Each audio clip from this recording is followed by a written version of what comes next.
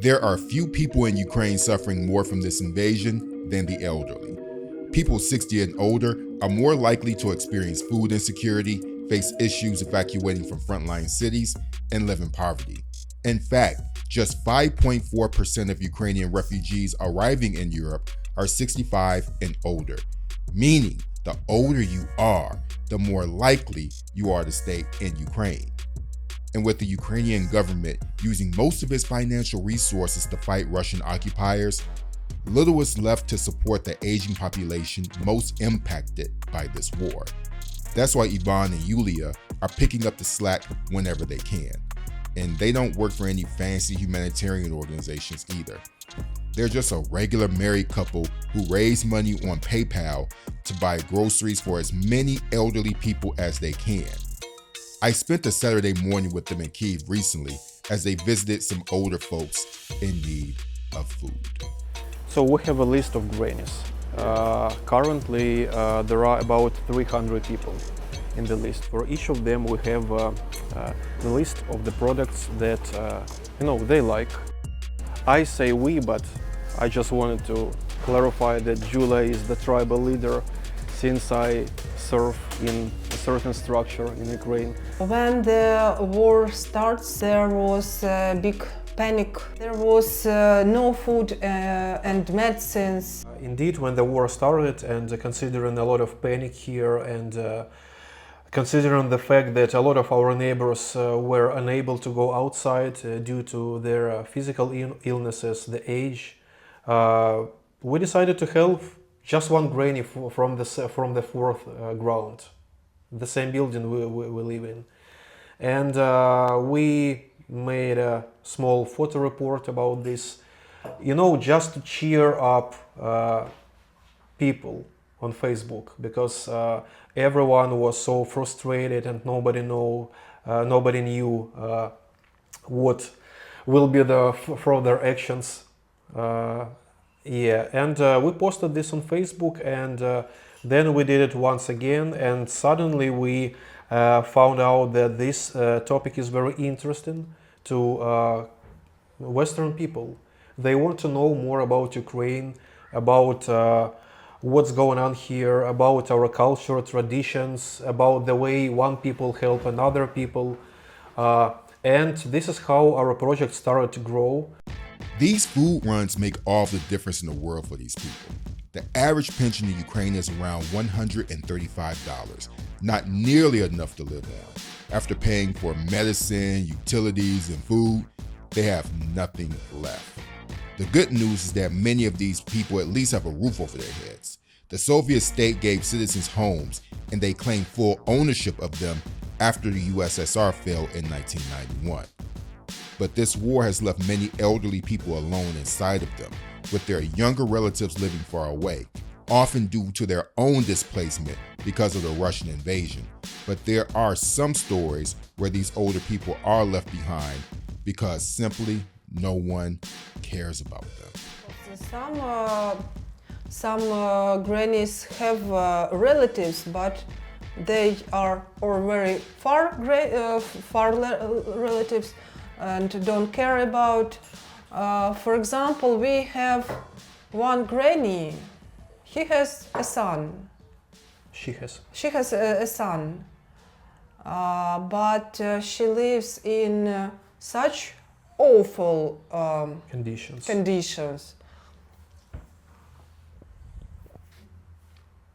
And I don't know how she has only one son, and I know that she is a good person, but I don't know how her son allow she to live in such awful conditions. Sorry, I cry again. Because of course we have quite limited funds to help, and we cannot help anyone. This is why we have to choose between them. And I would say that the general sentence about these people is that these are people who have great and who have difficult life circumstances. Let's say this. It can be a person 80 plus, it can be a person 90 plus, who obviously need help because of the age and they can barely walk, and many of them don't leave their flats for several years.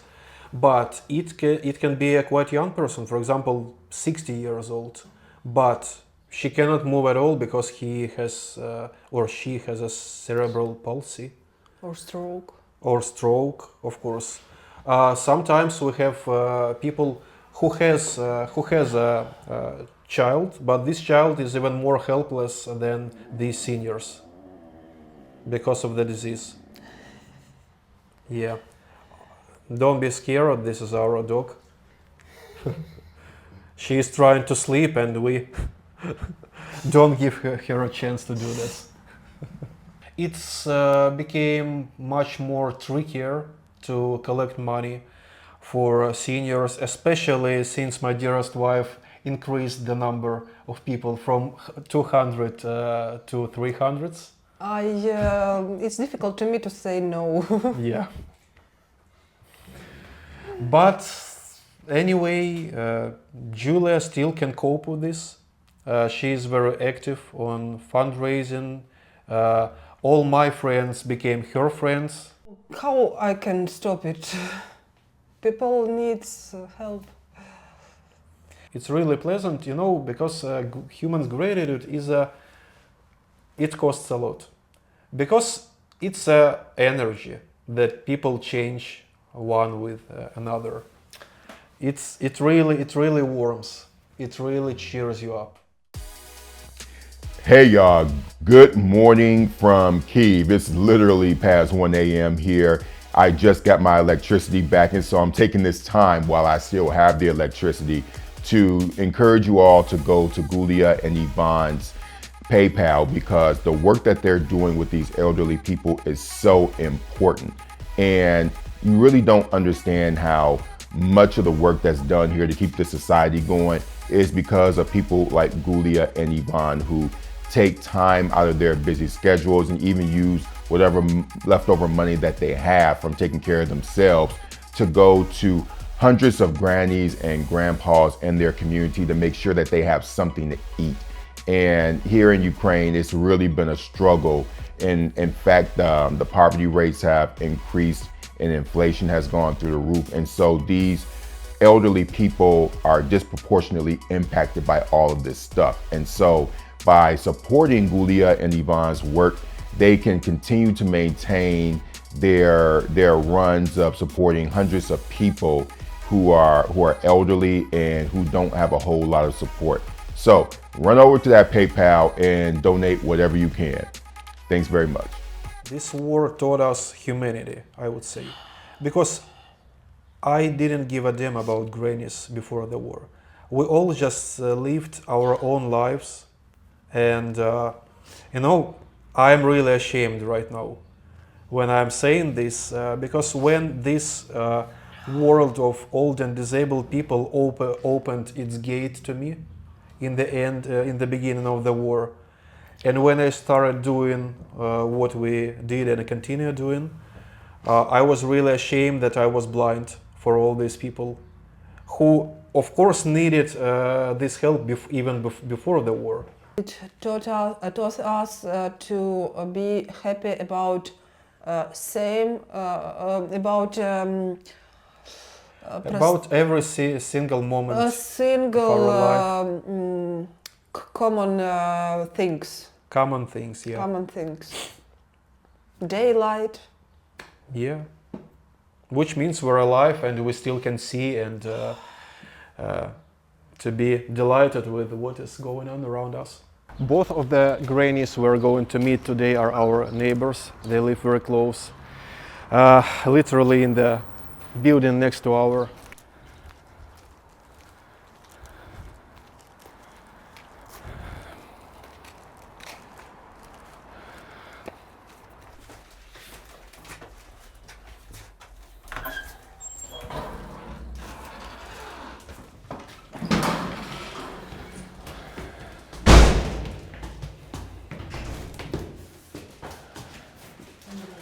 No elevator. You look quite sporty and fit, so I think it's not a problem. No, I'm good. But for Grannies is It's a huge problem, of course.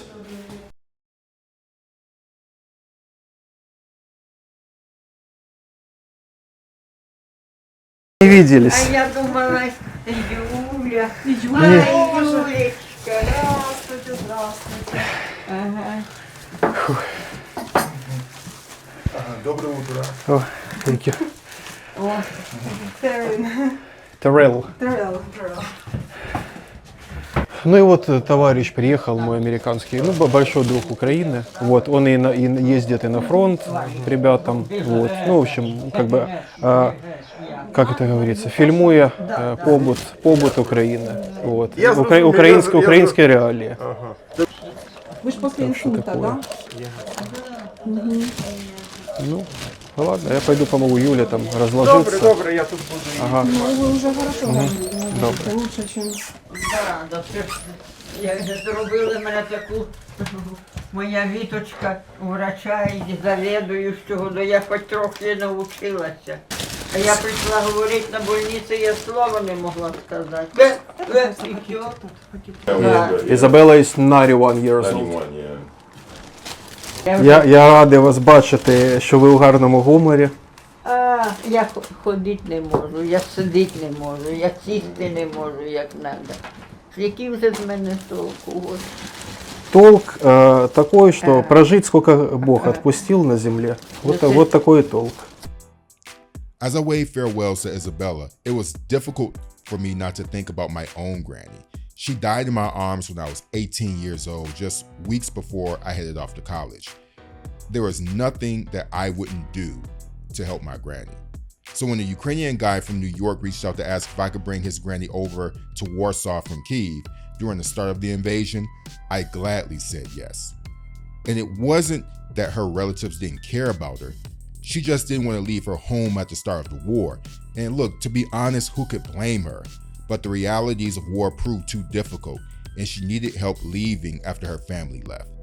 She was legally blind, and she needed help carrying her suitcases filled with her life possessions through the various border crossings between Ukraine and Poland. Luckily, this granny was able to leave the harsh realities of war behind. But for most older people who can't leave, they suffer through the nightly missile strikes like everybody else. But the elderly have an even rougher go at it. Since you know something about Ukraine, you should know that our pension is not enough for living, especially when you have some diseases.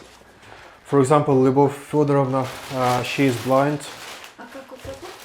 Terrell. Terrell, так. Хорошо. Спасибо, Террell.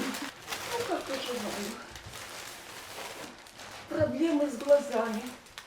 Я вижу, Вот, я понимаю. да. Первая даже группу мне дали недавно. The first group of disability. Ну, а так упала, ударилась в темноте, света же нет. Упала, позвоночник немножко нарушила. Ну, в общем, а так все хорошо, благодаря вам, Ванечке, Юлечке, оказывает помощь материальную, продуктами. В общем, очень-очень все благодарю. И ведь наш американский народ надо благодарить. От давления принимаю таблетки. Переживаю, там нервничаю, когда вот это бухает. Так бегу, сажусь или в ванне, или в туалете на крышку и сижу. Перебухала, опять пошла, легла. А, конечно, страшно. Когда уже закончилась эта война. Чтобы не все не переживали, а как родители все переживают. Что вы, чтобы детей не позабирали, не побивали. А так, а надо каждый год ложиться, даже 2 раза мне в год в больницу, делать капельницы. IVs. Да, чтобы зрение. А вот 3 года не ложилась, и, конечно, все, у меня война, поликлиники, больницы, очень много раненых. И спасибо большое Они регулярно, каждый месяц приносят мне это. This is the significant part of the project that we bring groceries regularly. Of course, it makes the number of the people we serve fewer, for sure, but it's much better for us to be sure that these people who are on board are all set, you know, are secured. According to our calculations, this amount of food is enough for 2 weeks for one person, which means that the rest of the pension is nearly okay for the rest of the month. Yeah. Все уничтожено. А города, все как смотришь телевизор, так кричать хочется: Харьков, Херсон. Ой.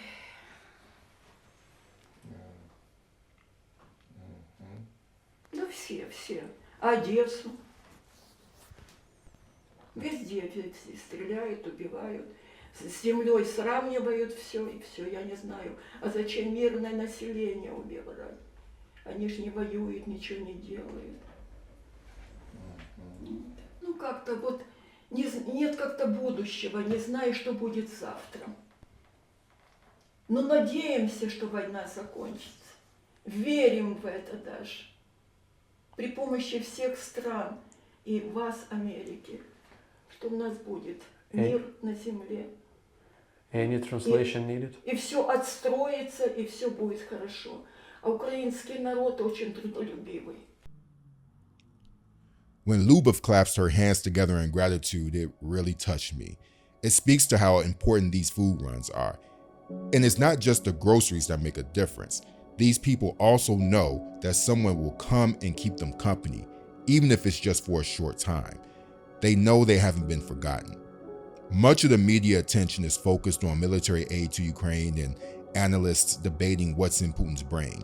And of course, there is a need for that type of coverage, but the stories so often missing from the headlines are of everyday Ukrainians like Yulia and Ivan, keeping their society going, donating whatever time and money they can to help people that are too often forgotten about. Just before I left for the day, Lubov called Ivan and Yulia. She had a surprise for me.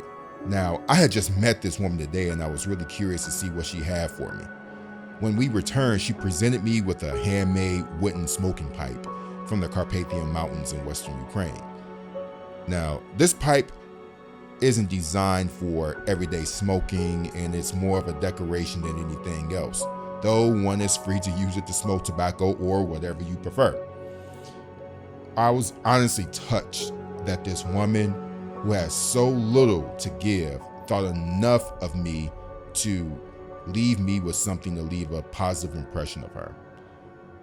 And it was just a perfect way to close off the day because it speaks to the character of this country that I love so much. No matter how much this war has taken away from people, Lubov, Yulia, and Ivan still find something inside of themselves to give to the rest of the world and people like me.